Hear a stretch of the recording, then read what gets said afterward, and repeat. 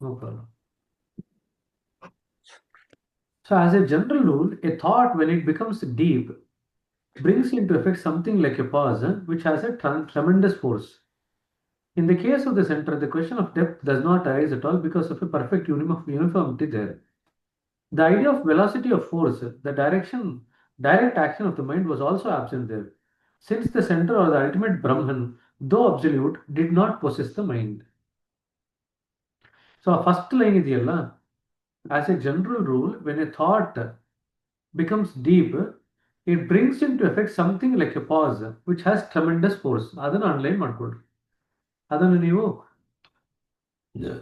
Feel ಮಾಡ್ಲಿಕ್ಕೆ ಆಗತ್ತ ಅಂತ ನೋಡಿ.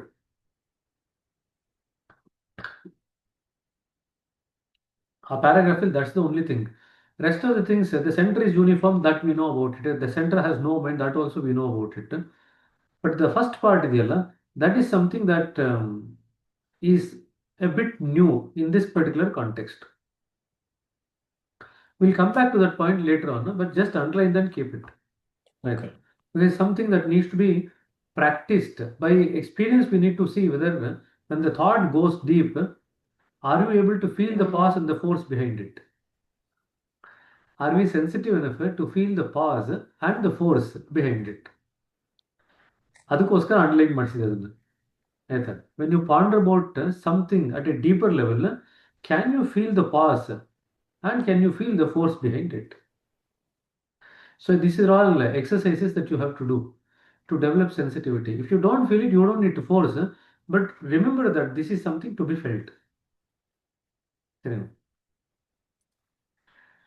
Thus, whatever existed between the thought and the action was power, which is turned as time. Our first sentence go, last paragraph first sentence go, next paragraph first sentence go, connection ಇದೆ ಇವಾಗ.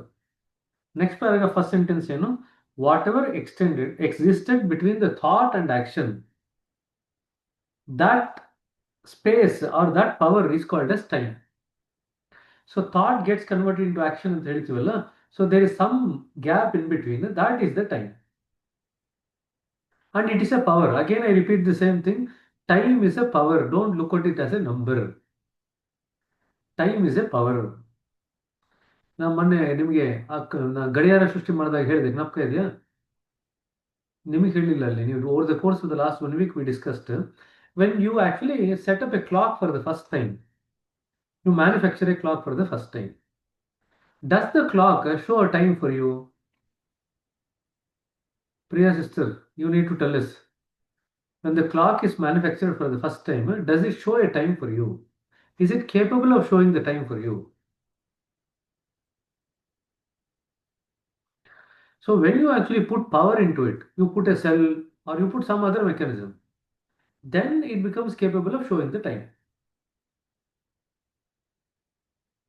Does it make sense?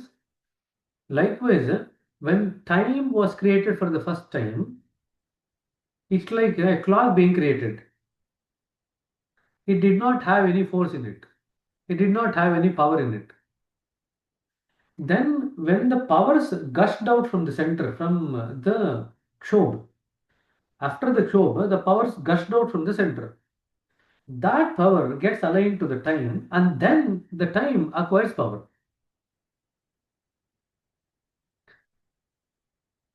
Then you can say time has its own influence on us.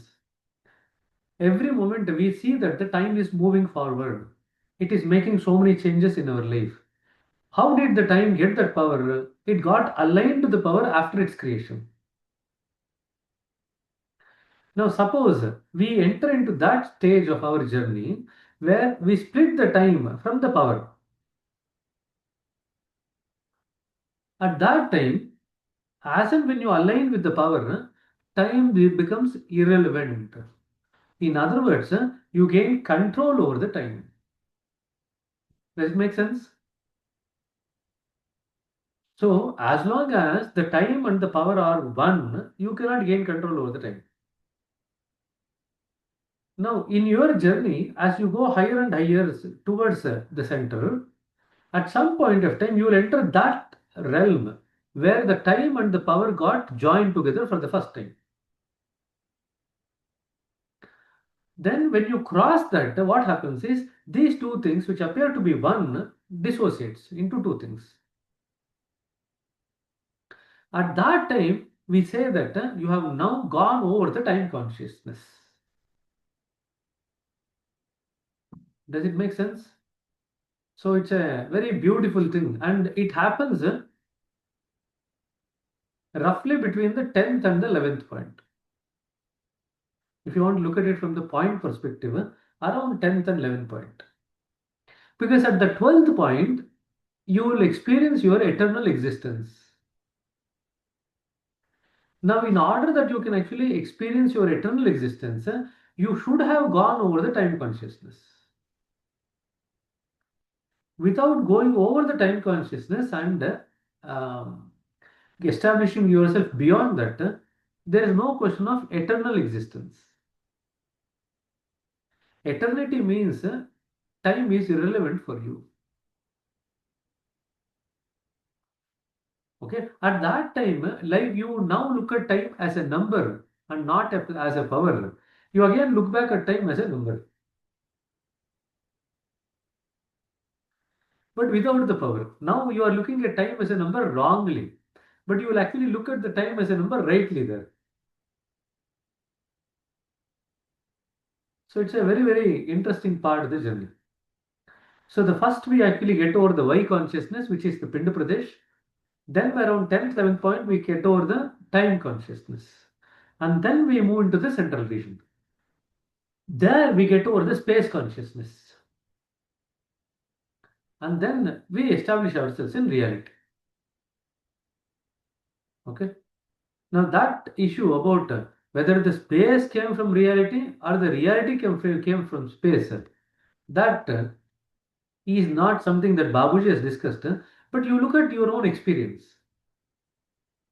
Now, the first thing, you are aligned to reality in sleep, although with the samskaras in between, you are very close to reality in sleep.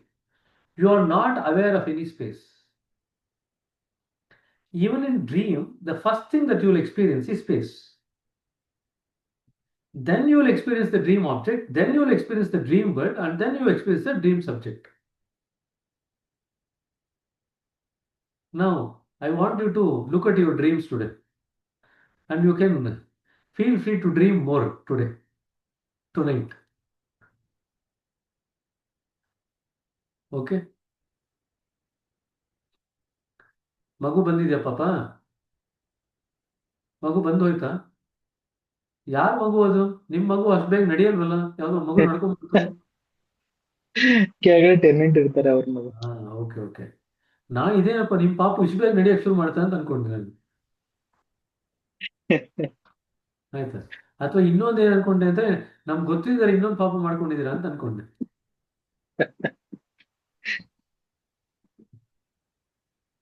So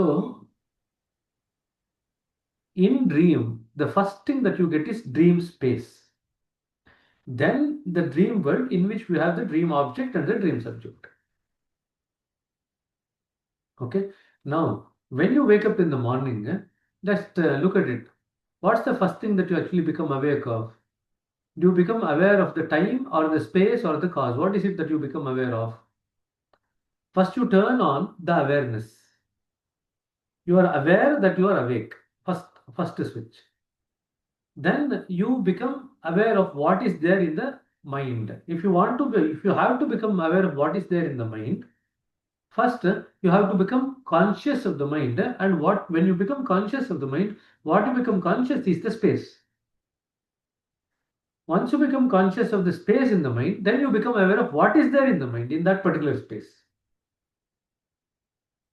And then you actually identify yourself with your identity. Okay, I am so and so now in this life.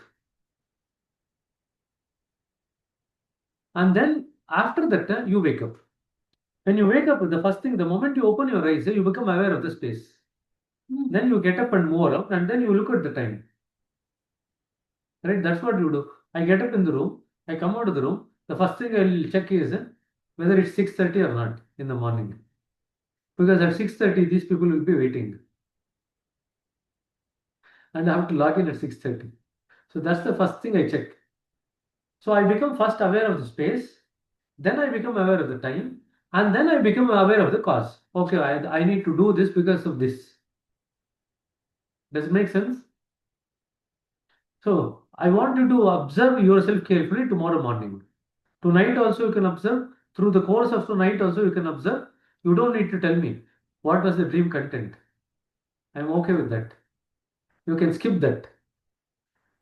I But think you just said tell, this last time. sorry?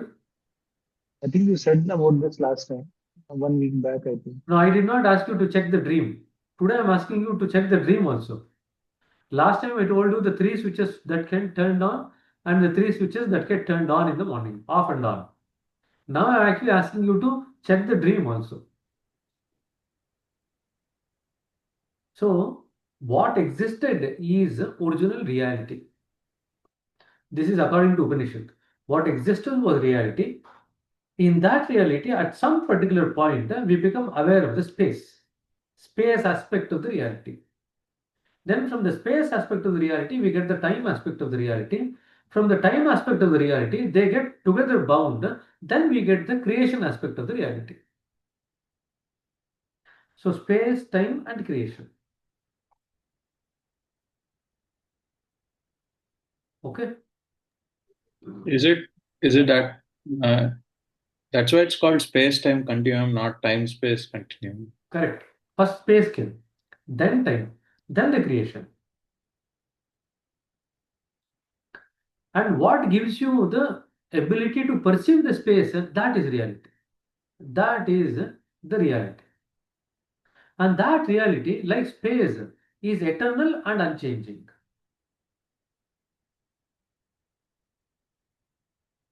So, in the reality, you are totally unaware.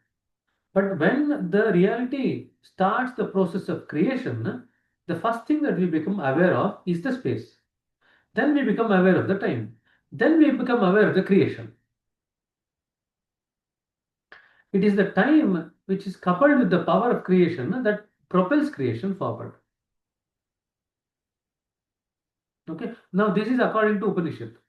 But what Babaji says in this book is that space is eternal. From space came God. From God came time. From time came creation.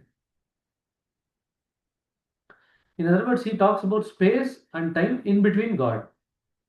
Space created God. Time created creation. That is what he speaks about in this. Although he says in the end that a reference to this is in the Upanishad, but why not then? Why then?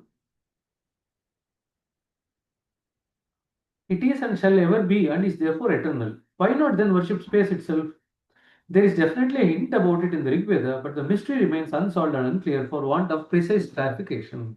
But Vivekananda differs from this. If you read complete verse Vivekananda, he says slightly differently. Whatever I told you that is there in the Upanishad is what Vivekananda says.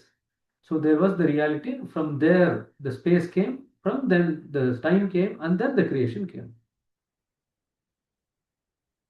Okay. Now, according to science, probably this is something that the science will agree. The space-time causation. What is behind the space-time is the reality. That is where we are now gradually moving towards, even in science. Okay. We have not actually had a glimpse of, because we don't know how to utilize time as a power. We don't know as of now how to utilize space as a power. As of now, we don't know about these things, at least in science. So forget about utilizing reality. But what Babaji says is that using our willpower, we will be able to utilize the space and the time as an entity that can be have a that can have a bearing on our life here. The space and time. We do use it on a practical day-to-day basis. For example, if some of you have marriage, then you have to look at the time, the muhurtam, you have to look at the space where you're going to get married, all these things, no? So we do utilize the space and time for some purpose, but we don't know how to utilize. the space and time from the universal perspective. We tend to utilize it from the individual perspective for individual events. We look for some auspicious time. Not all the time are the same, right? So if you go to a horoscope person, they'll actually say this is the best time for this particular star born bride and the groom to get married. According to your nakshatra or the star, they'll decide when should be the time, what date and what time and other things. So in other words, time is not as uniform as we think. We think that time is uniform. Even if that is the case, why not get married in the midnight? Nobody gets married in the midnight. So some muhurta is kept for some purpose. It could be earlier, it could be later, but some muhurta is kept. So it's not like the time is uniform. Generally, people don't advise you to get married before the muhurta or after the muhurta. They want you to get married within that time frame. Now you might wonder what is that in that particular time frame? When they say that it's very auspicious, what do you mean by that? When we say that it's auspicious, what we mean by that is that nature is also in tune with what you are planning to do. That is why we say it is auspicious. In other words, we may talk in the terms of stars and rashis and other things that constellation that a person is born into. But what we are essentially talking about is that in that particular auspicious time, nature is also kind of in tune with what you are planning to do. That is what it means. Okay. Both the unmarried people are looking very worried.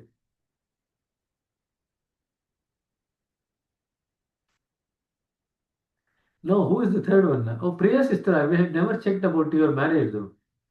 Are you married or not yet? Not yet. Oh, so that means three then. Okay.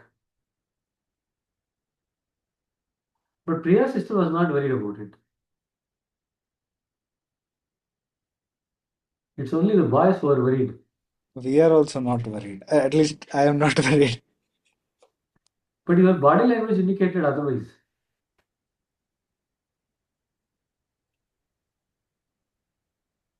Nowadays, boys are thinking too much in terms of there was this indoor case and then there was another Andhra case.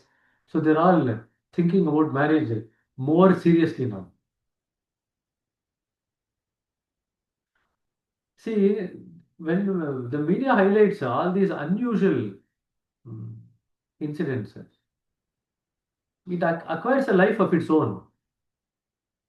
Otherwise, nobody would have bothered, right? See, some accidents will occur at some places sometimes. We don't actually bother about it. But then the media highlights it in such a way that everywhere the same thing is occurring. And no wonder the boy started giving this expression.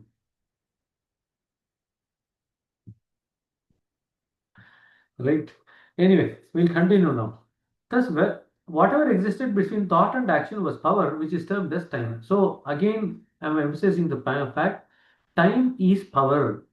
Please underline this. And if you can utilize the time, you can actually utilize the power. The more better you are utilizing the time, the more you have an ability to use the power that is associated with time. The same power we too got into our share, but in accordance with our limited capacity. Now, in order to utilize this power, we have to merge it in the greater power of the center, which is all and absolute. There is nothing in the world, not even the megaton bomb of the modern science, to match this great power. Modern science may not have realized its full significance, even if it had, it would have utilized it for the destructive purpose only. The power can, however, be brought down to the earth and replaced in the work by the exercise of strong willpower. That's why I said earlier. A willpower can actually utilize the power tapped in the space, in the time, and in the cause. A yogi at the highest level of ascent is, however, with it consciously or unconsciously. To my view, the science of physics cannot be taken as complete without a full knowledge of this great power, which is in fact the root of all powers. The root of all powers is the Kshobh. When you actually go beyond the Kshobh, you gain power over the Kshobh. And you can utilize all the powers in nature in the way that you want it with your willpower. Okay. Now, again, this is another concept. Jiva and Brahman. Jiva, the individual soul, becomes cognizant of its being when it assumes individuality, and that becomes the basis of its existence. Originally, Jiva and Brahman were quite akin to each other. It's only the individuality of the Jiva which affected a difference between the two. Originally, the Jiva and the Brahman were the same. But when the Jiva acquired the individuality, then it gets separated from the Brahman. Now, the Jiva as a soul, bound up within the ego or individuality, comes into existence. The sphere it was in also began to cast its effect on it. Various hues, one after the other, began to settle around it, giving it new colorant. In a way, diversity began to settle in, and step by step, ego began to develop and grow thicker and denser. Feelings, emotions, desires began contributing their own share to its grossness. Thus, the jiva, like a golden bird, got itself completely enclosed within the iron cage of the body. All this resulted from the effects of actions and counteractions of thoughts and emotions and feelings and desires in the zone of ego, which went on adding to its opacity. This is, in a word, the whole history of the jiva. So, ಯಾರು next ಓದ್ತೀರಾ? ಒಂಚೂರು ನಾ tea ಕುಡಿತೀನಿ ನನಗೆ. ಗೋಪಾಲಕೃಷ್ಣ ಓದಯ್ಯ ಇನ್ನೊಂದು paragraph.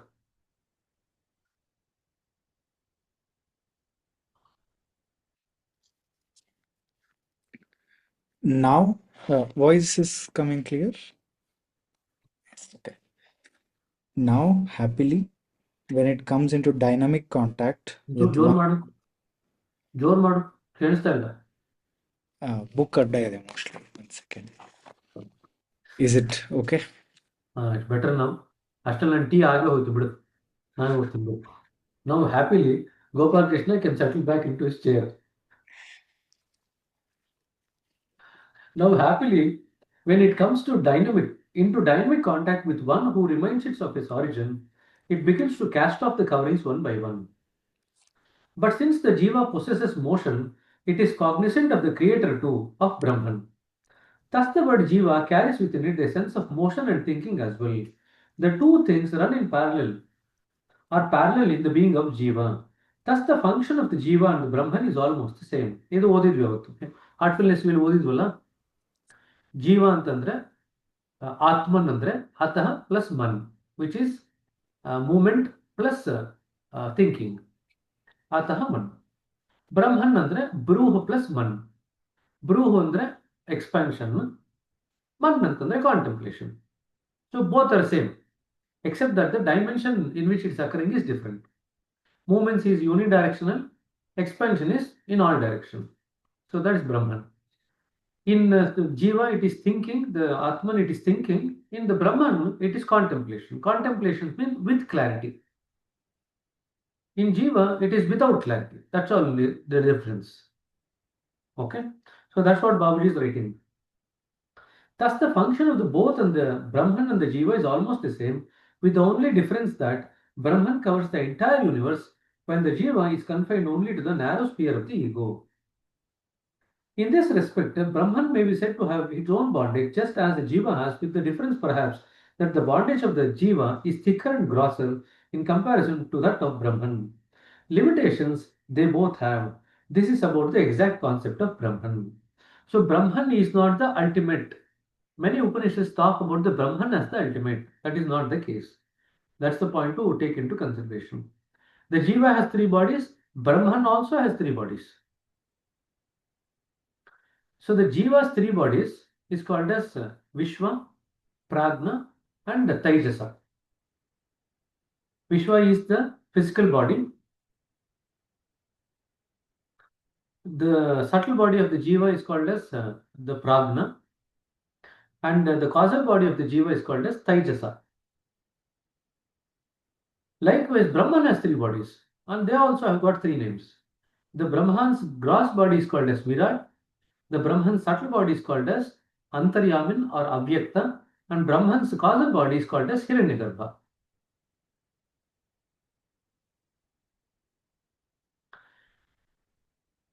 They all have its own meaning, or what do you say, its relevance in our journey.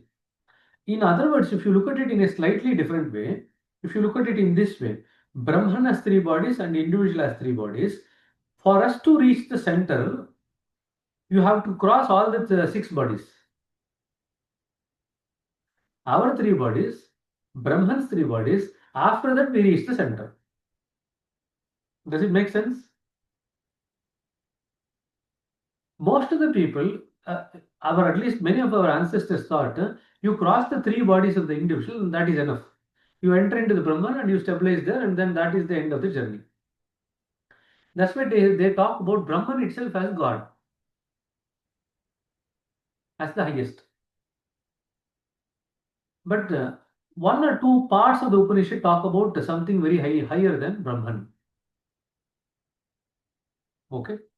So, to make it easy for you, individual has three bodies, Brahman has three bodies. But our soul has to cross these three bodies, then the three bodies of the Brahman, and establish itself in the center. After you cross these six bodies, you enter the Kshop, and then you cross the Kshop, and then you are in alignment with the center. That is our journey. Okay. Now, in the individual body, our ego is aligned to individual likes and dislikes, individual attachments, individual identification, all at the individuality level. It is me and mine. When we go to the Brahman's two bodies, the gross body and the subtle body, the ego is now attached to the universal things. So my community, my language, my country, my state, my caste, my creed. So some kind of a broader value you tend to identify, where the individuality is now identified as part of a broader identity. That is what the ego identifies with. Okay. Now, when you get rid of both these things, individual level identification or individual level attachment to things and the universal level attachment to things, then you have now crossed the realm of the ego.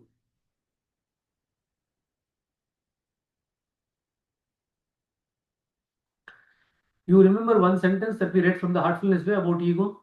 Who can tell me? Even before she could answer, Priya sister has already kept like this.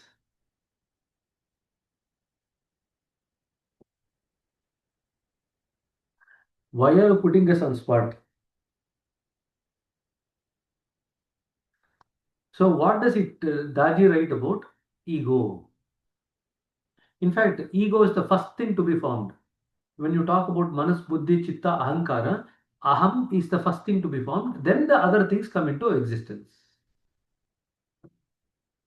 Okay. Now, when the Aham is first formed, how do we know that the Aham exists? How do we know that we're actually refining our ego?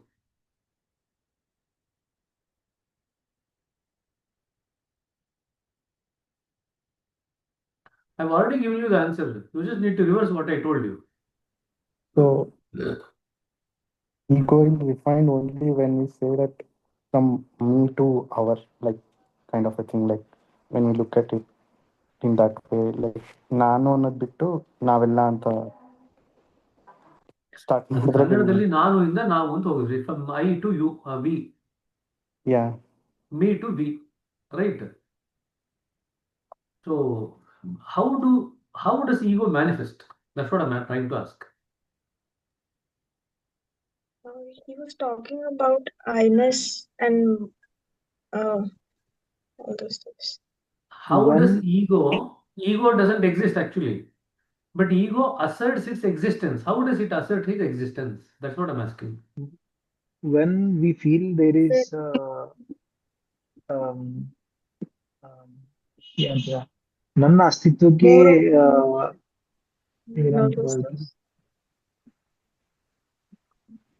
This is a question for you in the exam. How does ego assert its existence? On one hand, we say ego does not exist, but we also say that it asserts its existence. How does it assert its existence? But ego is a defense mechanism, right? So when it feels like uh, there is some, we still say means we won't say I, we say we, but there will be still something which will be left. And when there is a, um, when it thinks there is issue to that, it starts protecting us. One of the function of the ego is to protect us. That's okay. But the point is, how does the ego make itself known that it is there? Go back to heartfulness way and look at it. That it is separate, uh, that I want you to ponder on this point because if you correctly grasp this point, you can easily work out when is your ego manifesting.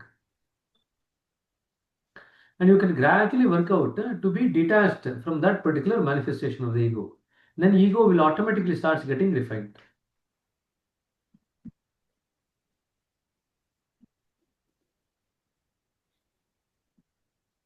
There is one sentence that Daji has written that gives you a clue about this. we can't go and search in the whole book. Why do you want to research the whole book? Whenever he is describing about the ego, he is mentioned that.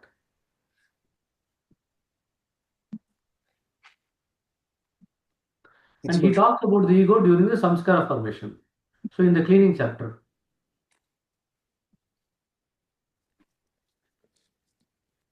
So you don't need to search the whole book for that.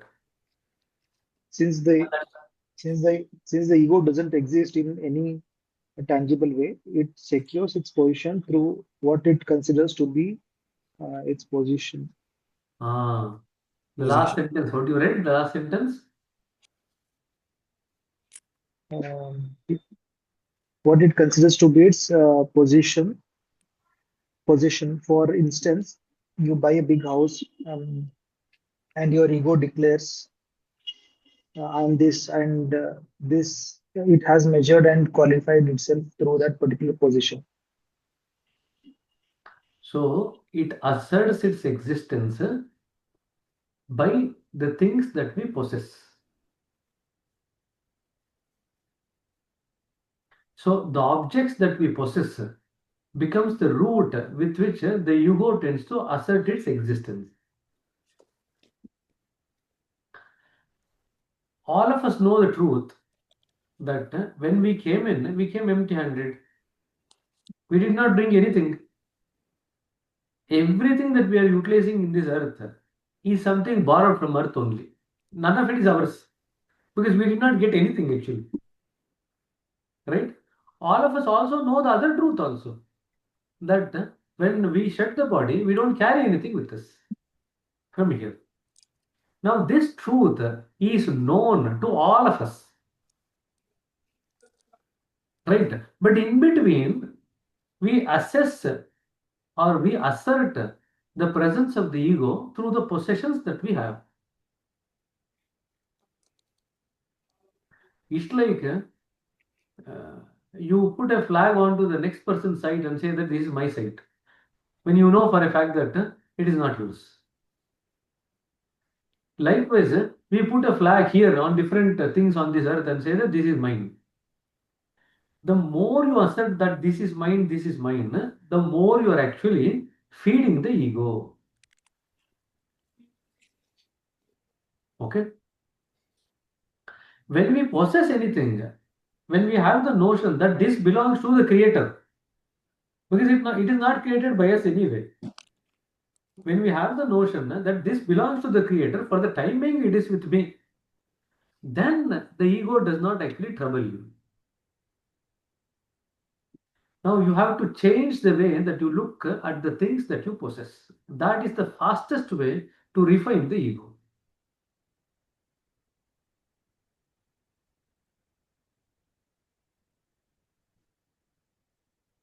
ಇವತ್ತು ಯಾಕೆ ಇಬ್ಬರು ಒಂದೇ ತರ ನೋಡ್ತಾ ಇದ್ದಾರೆ, ಗೋಪಾಲಕೃಷ್ಣ ಮತ್ತೆ ಇವನು ಯಶಸ್ ಇಬ್ಬರು ಆಕಾಶ ನೋಡ್ತಾ ಇದ್ದಾರೆ.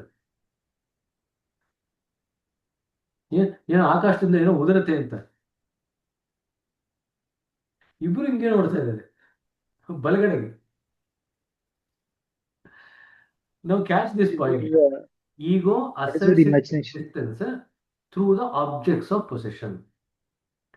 Now, if we were to hammer into the mind the idea that none of these possessions that we carry here is ours, it actually belongs to its creator, then that's one of the fastest way to get rid of the grossness of the ego. The ego becomes refined very fast. The other thing that you do to refine the ego very fast is by doing things for everyone, doing that thing which is good for everyone rather than just for oneself. That's where the volunteering activity in the ashram and other places come in. When you do volunteer activities, you're doing the thing for everyone, not just for yourself. Your good is inherently present in the good of everyone. Right? So that's the second thing. So Priya has raised a hand. Go ahead, sister. Brother, he was, means Daji was saying regarding that if at all we have to refine our ego, we have to move from more of me to less of me. Correct. And like, so what does that mean in the context which he was explaining? Both the context, that's exactly what you're doing. When you think of everybody else's good as inherently part of your good, so you actually take decisions for the good of everyone, where you are also included, then you are moving towards the we consciousness. That's exactly what Daji said. When you actually don't assert the presence of the ego through the possessions, you keep the object, you use the object, but you don't assert your ownership of the object. That refines the ego. In other words, the object belongs to everyone because it belongs to the creator. As of now, it is with you. But it could, in due course of time, go to somebody else also. Nothing wrong with that. Because none of these objects are actually yours. So in that particular context also, you are actually not asserting the me aspect, you are actually asserting the object belonging to everyone, the we aspect of it. In both this context, whatever Daji said, the less of me is actually what is operational. Okay. And the third thing to actually refine the ego is actually to get rid of the samskaras. Now, when we assert something that this is mine, we have a copy of that object in our subtle body. So, even when the object is not there in front of us, we can actually think about the object and assert its existence. You know what happened to my car? You know what happened to my bike that day? Now, the object is not there in front of you. But when you actually talk about it in that particular context, you are actually talking about the object that is present in the subtle mind, the subtle body. And there again, you talk about your object. There again, although you are not actually asserting the object outside, you are asserting the object that is present at the level of the mind. So the assertion can occur with the object outside or with the object inside. That's where the copyright come in. That's where the intellectual property rights come in. That this particular thought belongs to me. This particular way of doing things belong to me. So I want to get patented. Can you see? The entire thing of IPR or the patenting, copyright, everything is down to asserting the ego in its identification with the mental position. Not the actual physical position, but the mental position. Does it make sense? And that is the reason why modern people have actually got more and more egoistic, individualistic. Because at least in the olden days, people used to assert their ego through the physical objects of possession. Now we have gone one level subtler, where we start asserting our ego through the mental objects of possession. And mental objects of possession could be including a thought, it could be a emotion, it could be a feeling, it could be imagination, anything. Oh, this is my story because it came into my mind in my imagination for the first time, so it is copyrighted. Can you see how we have actually made the handling of the ego more and more subtler and more grosser? When I say subtler, the mental objects are supposed to be subtler than the physical objects. But when you attach the ego to that mental objects, it becomes far more difficult. That's why DVG writes that this urge to get respect everywhere is the most difficult things of the ego to let go of. You want your self-importance asserted wherever you go. You want everywhere to be respected. He calls it as mannanaya daha. Everyone should respect you. Everyone should acknowledge you. Now that is the subtlest level at which the ego asserts its presence. If you look at that, see, giving up identification with physical objects of possession is far more easier. But giving up this identification with the mental objects of possession is far more difficult. Okay, this is my thought, this is my knowledge, this is everything related to mind, but at the level of the mind. This is my story.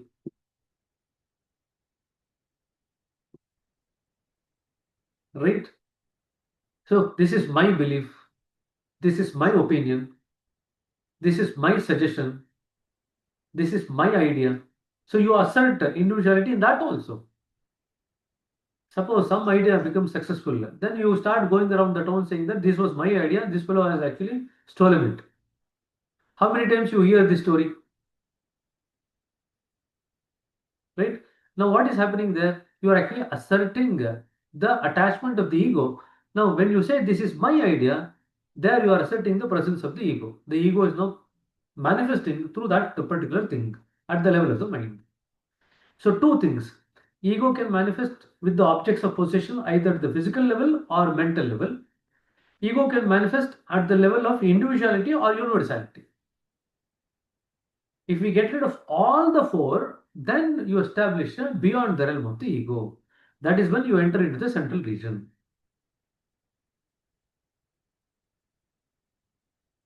So that one sentence that you read in the Heartfulness Way should help you to uncover all these aspects. That's why I asked you to read that.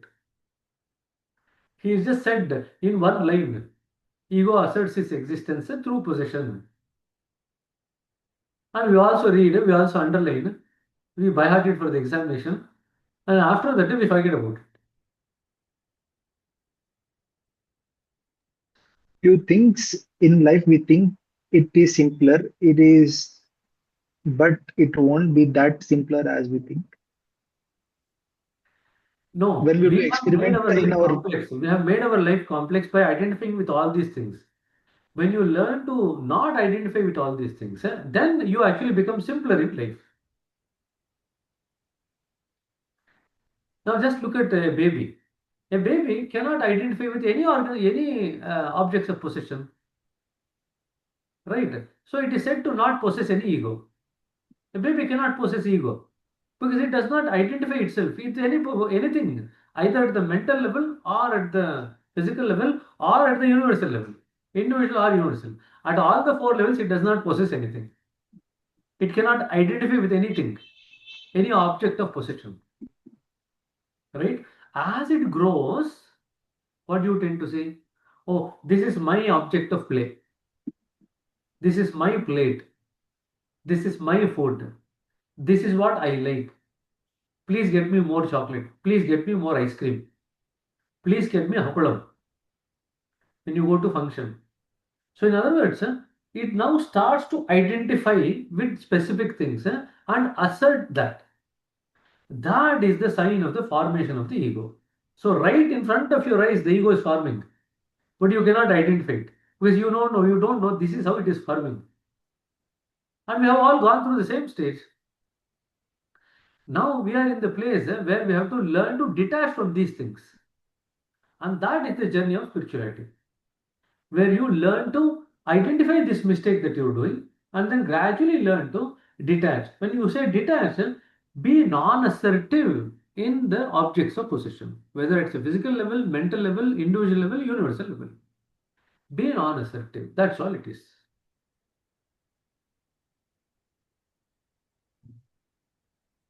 When you exist at the level of awareness, you are existing in the state of non assertiveness. You acknowledge everything, you feel everything, but you don't attach to anything, saying that this is my feeling, this is this. ಇದೇನಿದು ಎಲ್ಲ ಒಬ್ಬೊಬ್ಬರೇ escape ಆಗ್ತಿದ್ದಾರೆ, ಎಲ್ಲ ಊಟ ಮಾಡ್ಲಿಕ್ಕೆ ಹೋಗ್ತಾ ಇದಾರೆ. ಗೋಪಾಲ್ ಕೃಷ್ಣ ಹೋದ ಮಾವಿನ ಹಣ್ಣು ತಿನ್ಲಿಕ್ಕೆ, ವರುಣ್ ಹೋದ ಹಲಸಿನ ಹಣ್ಣು ತಿನ್ಲಿಕ್ಕೆ, ಹ ಪ್ರವೀಣ್ ಹೋದ ಬೇರೆ ಏನೋ ತಿನ್ಲಿಕ್ಕೆ. Asserting myself, I'm still there. ಸೊಳ್ಳೆ ಹೊಡಿತಾ ಇದೆಯಾ? ಅಲ್ಲ, ಗೋಪಾಲ್ ಕೃಷ್ಣ ಮಾವಿನ ಹಣ್ಣು ತಿನ್ನಕ್ಕೆ ಹೋಗಿರ್ತಾನೆ. ಹಲೋ, ಓಯ್, ಅವಳ ಹೆಸರು ಮಾಡ್ತಾ ಇದ್ದಂಗೆ ಇನ್ನೊಂದ್ಸರಿ ಹೆಸರು ಹೇಳಿ. Anya. ಹಾ, ಆನ್ಯ. ಇಲ್ಲಿ ನೋಡಿ ಇಲ್ಲಿ. ಯಾರದು? ನಾನು ಯಾರಮ್ಮ ಇದು? ಏ ಆನ್ಯ, ಇಲ್ಲಿ ನೋಡೆ. ಯಾರದು? ಹಾಯ್. ಯಾರಿದು? ಯಾರವರು? ಯಾರವ್ರು ಹೇಳು? ನೆನ್ಪಿದ್ಯಾ? ಮರ್ತೋಯ್ತು ಆಲ್ರೆಡಿ. ಮೊನ್ನೆ ಎಲ್ಲ ಬಂದಿದೆ ನಮ್ಮ ಮನೆಗೆ. ನೋಡಲಿ, ಇವಾಗಿನ ಹೇಳಿದ್ಲು. ಆಮೇಲೆ ಮಾತಾಡ್ತಾರೆ ಬಿಡಿ. ಇವಾಗ ಏನೋ ಸೈಲೆಂಟ್ ಆಗಿದೆ, ಮೂಡಲ್ಲಿ ಯಾವುದೋ ಆಬ್ಜೆಕ್ಟ್ ಅಲ್ಲಿ ಮನಸ್ಸು ಮುಳುಗ್ ಹೋಗಿದೆ. ಇಲ್ಲಿ ಬಂದು ಕೂತ್ಲು, ಅದಕ್ಕೆ ನಾನು ಆಫ್ ಇದು ಮಾಡಿದ್ದೀನಿ. ಈಗೋದು ಅರ್ಥ ಆಯ್ತಾ ಇವತ್ತು? This the biggest thing.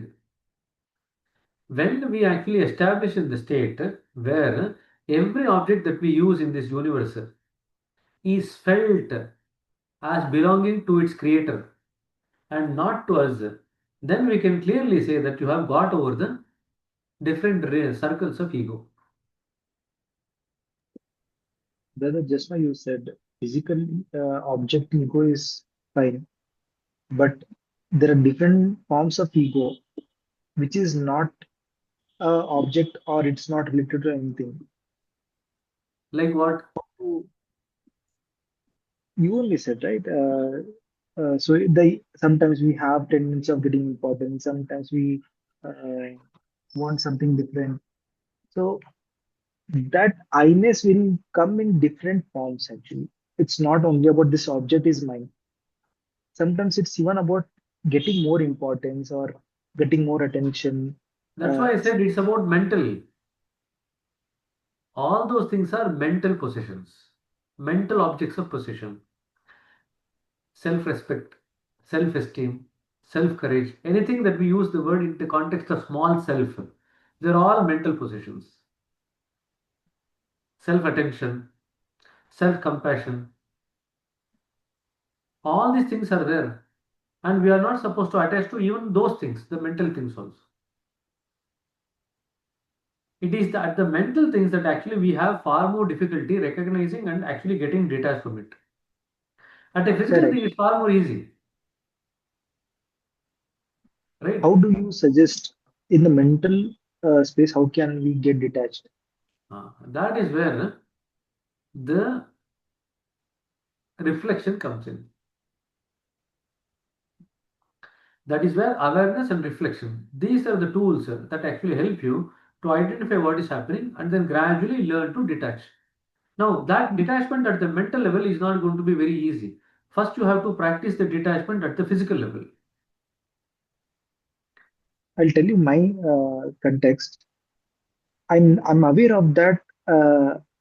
I should not do that way. I'm aware of what's happening. I know what I'm going to do next. But that I-ness still won't go. I know I should not expect. I know I should not um, do that way. Though I'll not act upon that, but still that I-ness will prevail over time,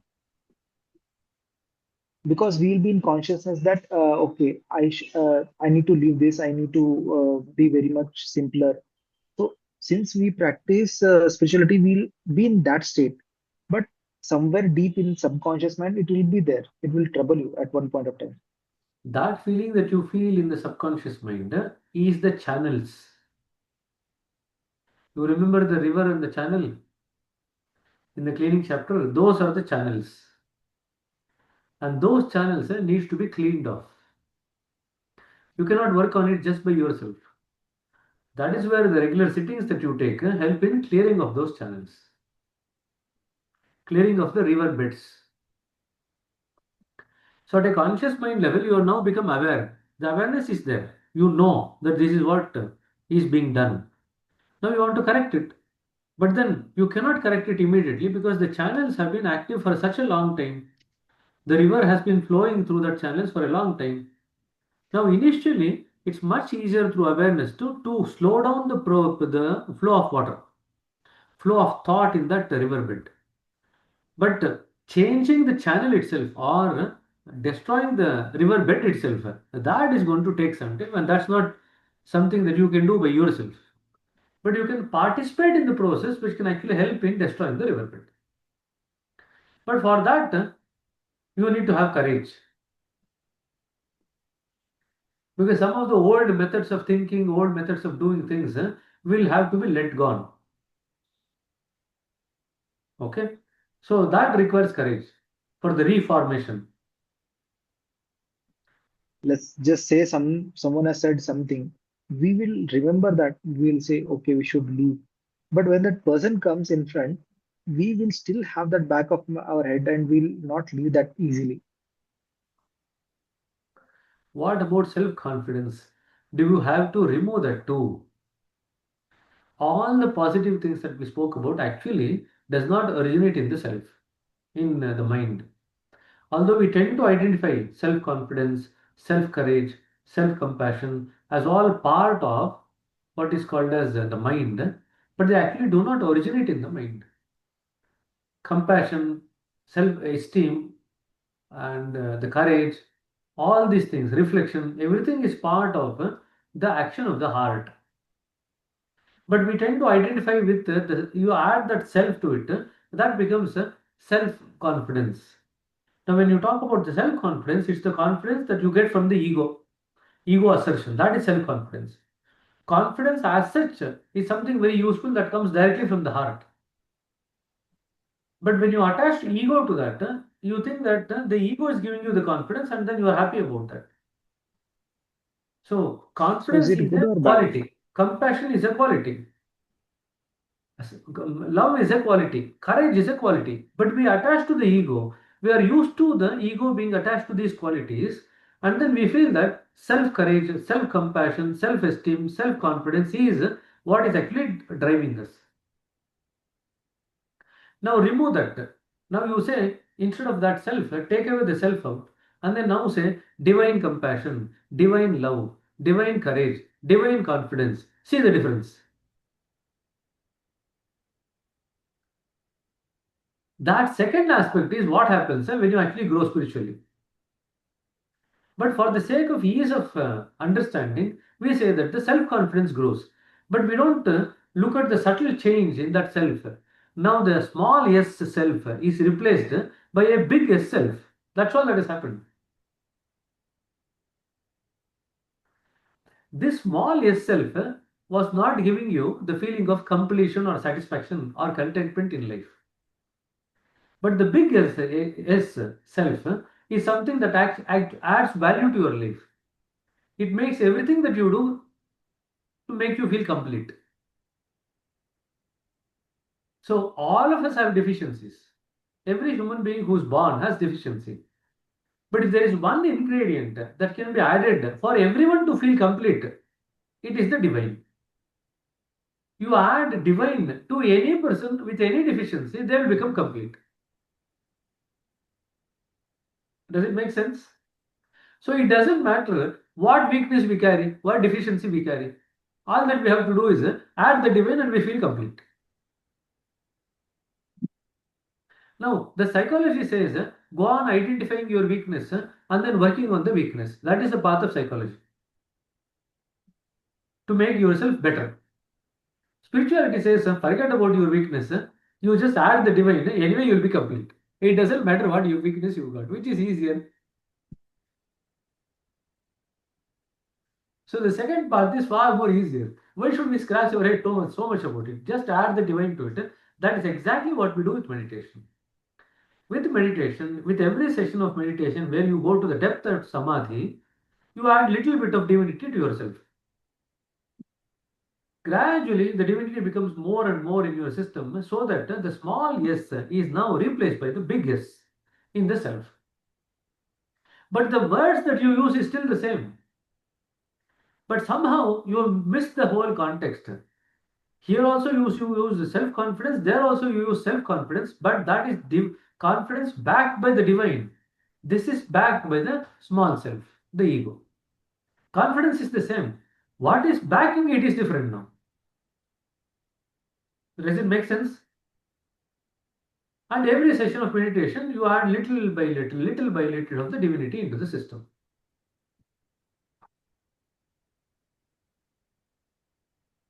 So today morning, this thought was coming, whatever I just now said, in terms of adding divinity. It doesn't matter what weakness we have got. It doesn't matter what deficiency we carry into this world. Every human being, there are 800 crores plus human beings. Everyone carries their own unique set of weakness. But the universal formula is just add divinity to it. Everyone will become complete. Everyone become wholesome. And that is spirituality. Spirituality is something, irrespective of the weakness or the deficiency that we come, when we get added with that particular thing, we become wholesome. That particular thing that makes us wholesome is what is called as divine. That's all.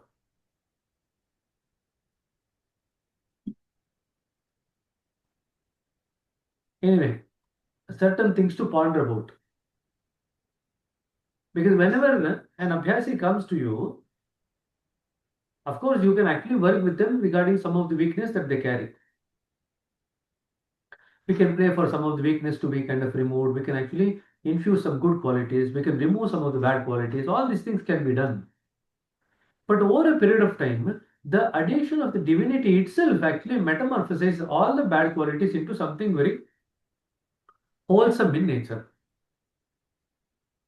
Whether it's a good quality or bad quality, if it is limited, it's going to be a bar for our journey.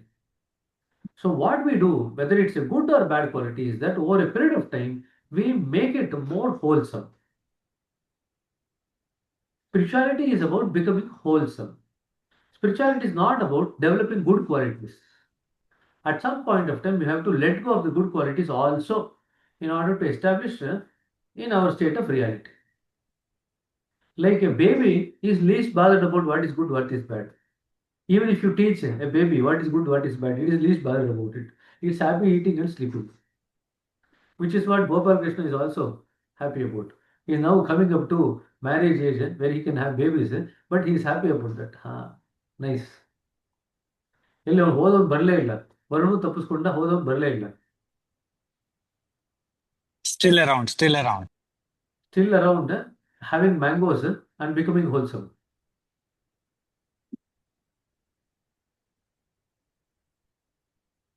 ಆಯ್ತಾ? ವರುಣ್ ಕರೆಕ್ಟಾಗಿ check ಅಂತ ಹೋಗ್ತಾನೆ, 8:30 ಹೋಗ್ತಾನೆ, 8:30, 8:45. ಇಲ್ಲ ಅವಳು ಇಲ್ಲೇ ಇದ್ದಾಳೆ.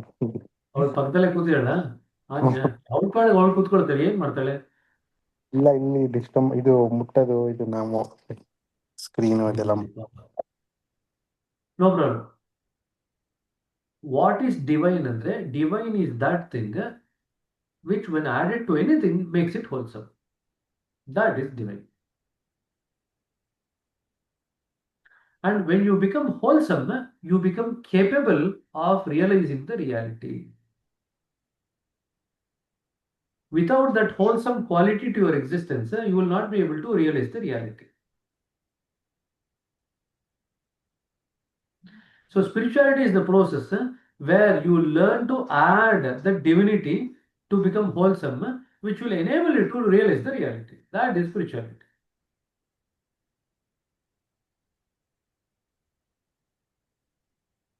ಅರ್ಥ ಆಯ್ತಾ? ಸೊ ನೀವು ಸಿಟ್ಟಿಂಗ್ ಯಾಕೆ ತಗೊಳ್ತೀರಾ?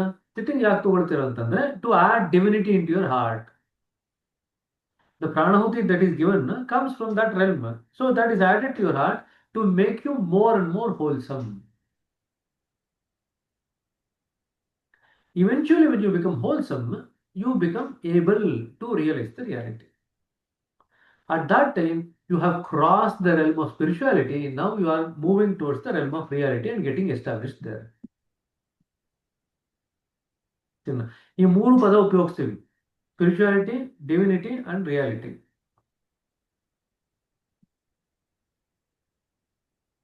ಸರಿನಾ? ಸರಿ, ಆಯ್ತು. ಯಾರು ತುಂಬಾ ಸೈಲೆಂಟ್ ಆಗ್ಬಿಟ್ಟಿದ್ದೀರಾ? ಏನೋ ಟೆನ್ಷನ್ ಮಾಡ್ಕೊಂಡು?